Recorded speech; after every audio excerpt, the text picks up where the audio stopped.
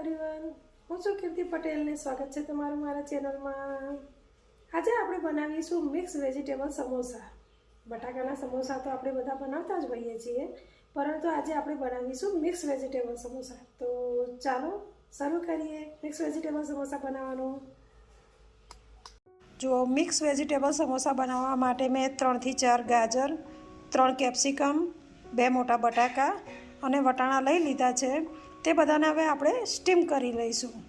તેને આપણે ઉકાળવાના નથી, ફક્ત કોટનના કપડામાં મૂકી અને સ્ટીમ જ કરવાના છે, જેવી રીતે આપણે ઢોકળાને સ્ટીમ કરીએ છીએ। જો બધા જ વેજીટેબલને મેં સ્ટીમ કરી લીધા છે અને એક પ્લેટમાં ઠંડા કરવા મૂકી દીધા છે। તો ચાલો હવે મસાલો બનાવી લઈએ। મિક્સ વેજીટેબલ સમોસા બનાવવા માટે મેં 2 આદુના ટુકડા, 4 થી 5 લીલા મરચાં, 3 ડાળી મીઠો લીમડો, થોડા ધાણા અને 2 ડાળી ફુદીનો લઈ લીધો છે। એ બધાને જ આપણે મિક્સરમાં હવે સારી રીતે ક્રશ કરી લઈશું। આ બધાને મેં એક મિક્સર જારમાં કાઢી લીધું છે। હવે એને આપણે સારી રીતે ગ્રાઇન્ડ કરી લઈશું। જુઓ, આપણે હવે મસાલાને ફ્રાય કરીશું। એના માટે મેં 2 થી 2.5 ચમચી તેલ લઈ લીધું છે। હવે આપણે થોડી અંદર હિંગ એડ કરીશું। ત્યારબાદ જે આપણે પેસ્ટ આપણે જે હવે આદુ અને મરચાં, ધાણાની બધાની પેસ્ટ બનાવી હતી તેને એડ કરી તેને 2 થી 3 મિનિટ સુધી સાતળી લઈશું।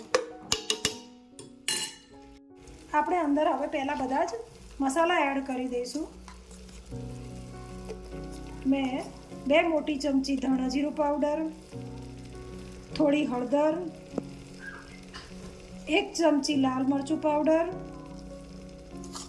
અને સ્વાદ અનુસાર મીઠું એડ કર્યું છે।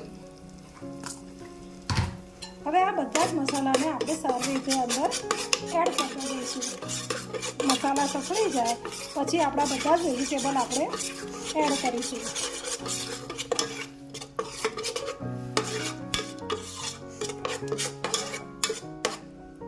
એની અંદર આપણે થોડો લીંબુનો રસ એડ કરીશું। લીંબુનો રસ ફક્ત 1/2 ટીસ્પૂન જેટલો જ આપણે એડ કરવાનો છે। જો આપણા બધા જ મસાલા સસરાઈને તૈયાર છે, એની અંદર આપણે હવે વેજીટેબલ એડ કરી દઈશું। જો બધા જ મસાલાને આપણે સારી રીતે એડ કરી દઈશું।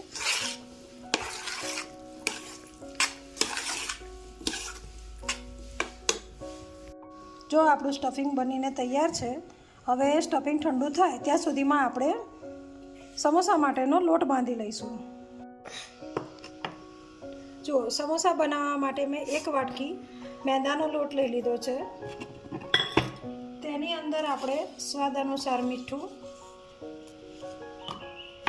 થોડું જીરું પાવડર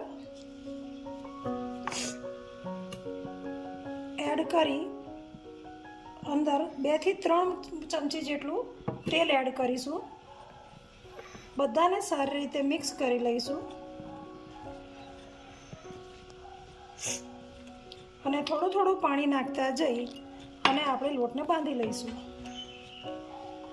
તો આપણે લોટ બાંધીને તૈયાર છે, તો ચાલો હવે સમોસા બનાવવાનું તૈયાર કરીએ।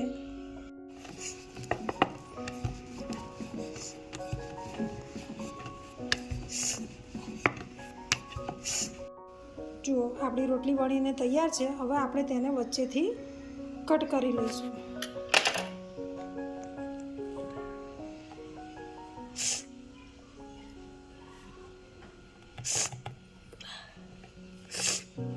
હવે આપણે તેમાં સ્ટફિંગ ભરી લઈશું।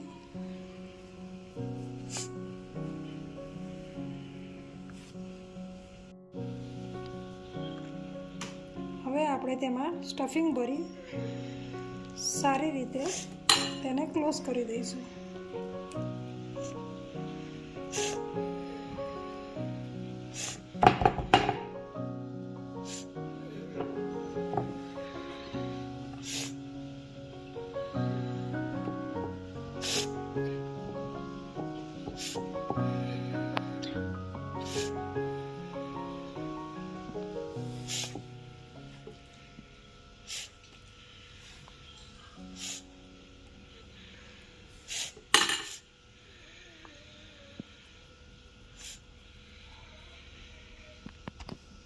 તો જુઓ આવી જ રીતે આપણે બધા જ સમોસા ભરીને તૈયાર કરી લઈશું.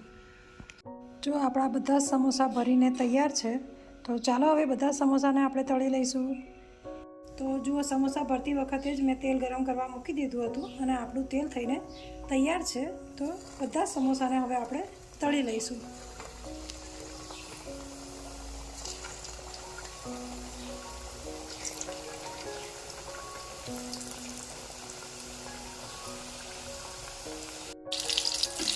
જો સમોસા એક બાજુ ગોલ્ડન બ્રાઉન થઈ ગયા છે તો હવે તેને બીજી સાઈડ પલટાવી દઈશું.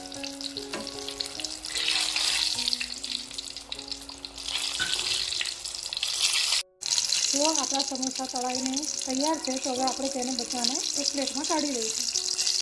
જુઓ આપણા બધા સમોસા તળાઈને તૈયાર છે. તેને તમે ધાણાની ચટણી અને આંબલીની ચટણી સાથે સર્વ કરી શકો છો. ધાણાની ચટણી અને આંબલીની ચટણી કઈ રીતે બનાવાય તે આપણે આગળના વિડીયોમાં શીખીશું. તો મિત્રો, તમને કેવી લાગી મારી મિક્સ વેજીટેબલ સમોસાની રેસીપી? એક વખત બનાવીને જરૂરથી ટ્રાય કરજો અને કોમેન્ટમાં જરૂરથી લખજો. જો તમે મારી ચેનલ પર નવા હોય તો ચેનલને લાઈક અને સબસ્ક્રાઈબ કરજો અને બેલ આઇકન દબાવજો જેથી મારા આગળની વિડીયોની અપડેટ તમને મળતી રહે. જય શ્રી કૃષ્ણ.